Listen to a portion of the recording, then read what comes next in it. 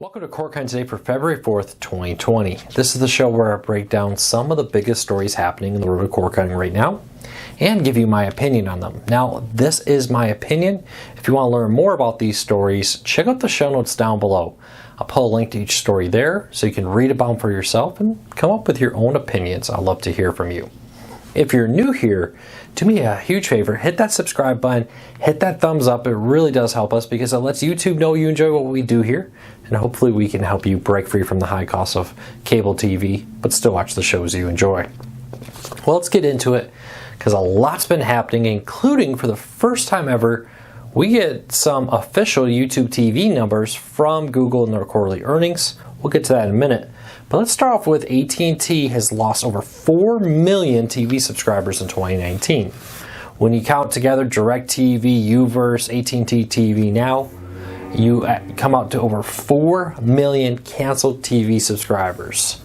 Pretty devastating numbers, and we don't even know what's happening with AT&T Watch TV right now. Have they lost subscribers? It's hard to say because they're not saying anything about that service. Though, if I had to guess, that service is probably very close to being shut down. We've had multiple people from inside AT&T say that, but not until after HBO Max.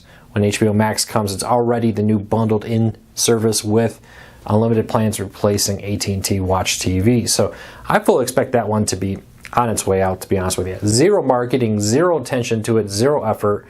You really have to know about it and be hunting for it to find it. It's not like they're coming out there shoving it for everybody to say, hey, subscribe, subscribe, subscribe. So we'll keep an eye on it. But AT&T, 4 million subscribers lost in just 12 months. AT&T seems to be very confident. Hey, losses peaked in the third quarter. They were down slightly. Well, there were still over 1 million. AT&T still led so far of all the reported numbers, had the most lost subscribers of the fourth quarter. And I think there's a little seasonality. A lot of people change their TV service in the third quarter because I'm moving into summer, I'm moving into a new home, college, all that kind of stuff. Seeing that kind of transition at the end of in the third quarter is very common. First quarter sometimes can be big too, but fourth quarter, at least in my history, I don't know, I'm no expert at this, but in my history of doing this for 6-7 years now, is that cable TV subscriber numbers kind of dip in the fourth quarter as people don't make switches during football season, Christmas, and the holidays. So we'll watch this. I'll be interested to see. Now, AT&T says, hey, AT&T TV Now and HBO Max are going to more than offset these numbers going forward. We have great confidence that that will grow it. I'm not convinced of that, and I really want to know what you believe. I know we talked about that a little bit last week, but do you think AT&T can offset these losses by HBO Max and AT&T TV, which could launch any day? Earlier reports said next week. Heard a few reports say it could come out as soon as this week. We'll have to keep an eye on it. All right, so get your predictions in now. Yesterday, Google had their earnings call. And typically, Google does not announce YouTube TV numbers. We had heard you, if you listened to me earlier, I said I suspect that'll be about 2 million. Well, we got it. So Google announced that YouTube TV has topped 2 million subscribers now at the end of the fourth quarter of 2019, so it could be much higher now. That would mean that Sling, Hulu, and YouTube TV are kind of pulling away. AT&T TV Now continues to lose. Fubo continues to be competitive, but at best it's under 1 million. Vidgo and others are around that range. Philo's a little hard. Again, they're not announcing predictions that maybe they're getting close to 1 million, but again, under 1 million. So right now, that kind of puts AT&T TV and all the others below 1 million. YouTube TV, Hulu, and Sling over 2 million. And gives us a grand total somewhere in the range of 8 million to 9 million live TV subscribers at the end of the fourth quarter. Ballpark numbers there because, again, some like Philo don't report their numbers. Now, I'll be very interested to see how this plays out. Now, if this trend continues, we may be in a three-way race for live TV streaming services where maybe others, like Philo, maybe fill a niche kind of market. At the same time, we're seeing talk, both Hulu and YouTube TV are talking about trying to come up with smaller packages. Sling TV already has smaller packages. So will this, in the end, make that a reality? I don't know. I'm going to be very interested in this race. Right now, they're all within a few 100,000 of each other in the top 3. Very realistically, that we could see that order flip up. Some people have claimed that Sling TV is the largest. We'll find out later when that we get official subscriber numbers later this month from Dish for Sling TV. But right now, the last numbers we got would put Hulu number 1. But we're going to have to wait and see. So, but Sling and Hulu were within just like tens of thousands of subscribers. Statistically, a very minor lead there. So, get your votes in now. Do you think Sling is going to regain their leadership over Hulu? Do you think Hulu is going to continue to grow? In 2019, at one point, Disney was promoting that Hulu was the fastest growing live TV streaming service, while YouTube TV is seeing strong growth too. We'll see. Sling has returned to some decent growth. Actually, Sling TV subscriber growth was greater than Dish's subscriber losses. So that's pretty nice little feather in the cap of Dish over there. Even as Dish is transitioning from a primarily TV company to a company who is going to be putting a lot of their focus on wireless phones, 5G, and more. So get your predictions in now. I'd love to hear from you. Now, talk about Hulu a little while ago. We do have MoffettNathanson, which is probably one of the top 3 most well-respected research groups on cord cutting. They've done a great job on this. They've come out and said, before the 2 million report, they said YouTube TV and Hulu will saw strong growth in 2019. YouTube TV's numbers lived up to that. I expect that Hulu will too.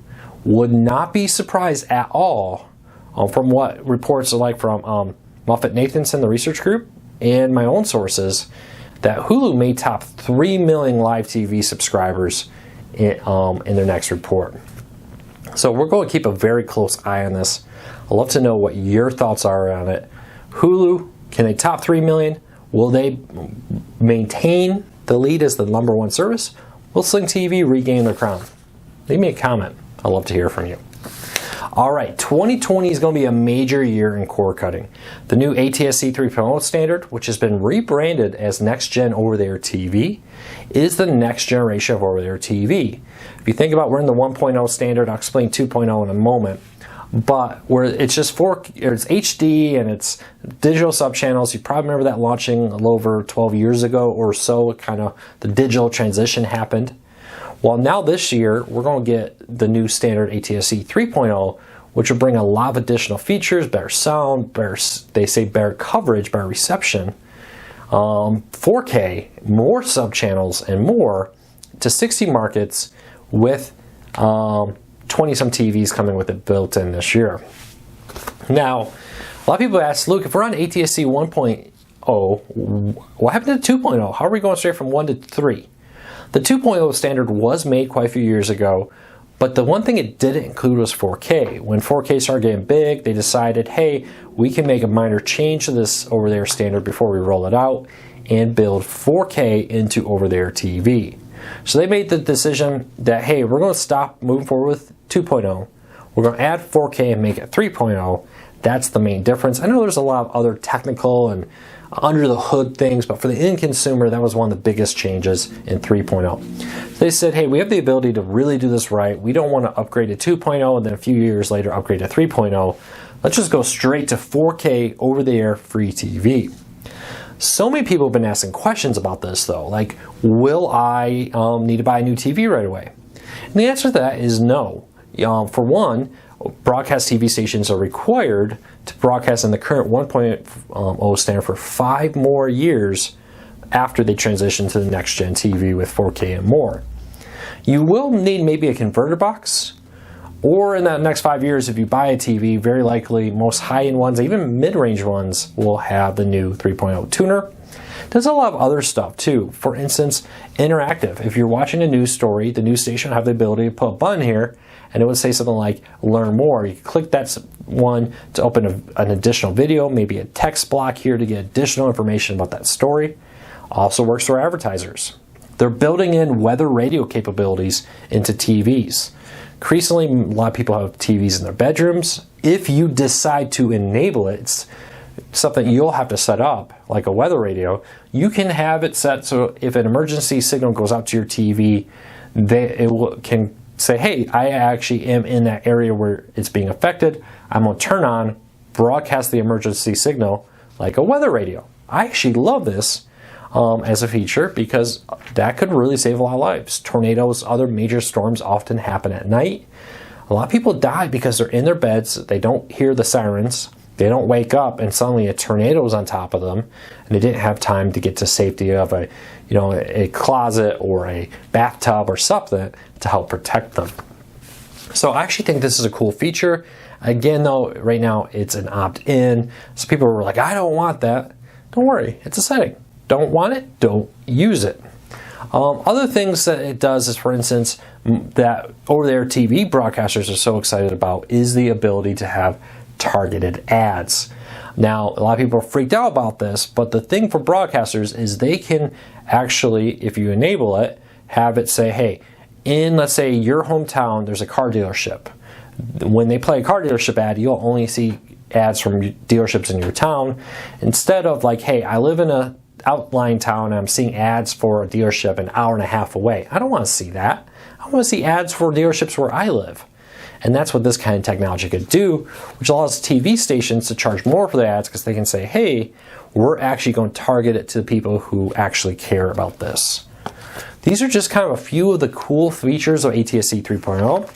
I did a full breakdown of all the different 3.0 ones out there, and I'd love to hear from you what you like about this. And if you want to learn more, check out the show notes down below. I'll put a link to all of them. Also, real quick, we'll run through a few additional stories. Vizio has announced 5 new SmartCast apps, including things like the Dove channel, Con TV, and more being built into Vizio SmartCast TVs. Link in the show notes down below if you want to learn more about that, but some cool features there. Also, the 2020 spring lineup for PBS, including stuff like Nova and World on Fire masterpieces, are coming to PBS. So if you have YouTube TV on your Fire Stick or Roku or Apple TV, good news, more PBS content. If you don't, get an antenna. PBS is free over there in many parts of the United States, so check that out. But the full PBS lineup for spring of new content, of course a lot of reruns, a lot of local programming not included in this list, is available there. So check that out. Well, that's it for today. A few things again. If you have a tip, if you find a deal or anything like that, go to corecarsnews.com, click on the Contact Us button, send us the tips, send us the deal, whatever you may have you think would be helpful. A lot of our best stories come from readers like you who did that. Try to be as complete as possible. Include a link if you could. That's really helpful for us to track it down.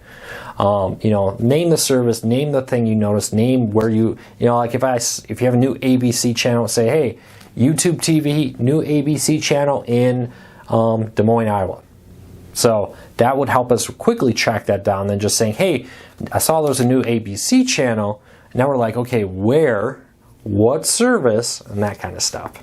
So those are really big helps. So check it out.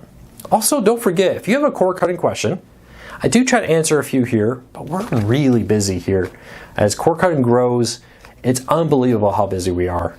Go to Cord Cutters News' Facebook group. We have a cord cutting tech support Facebook group. Link in the show notes down below that lets you ask questions.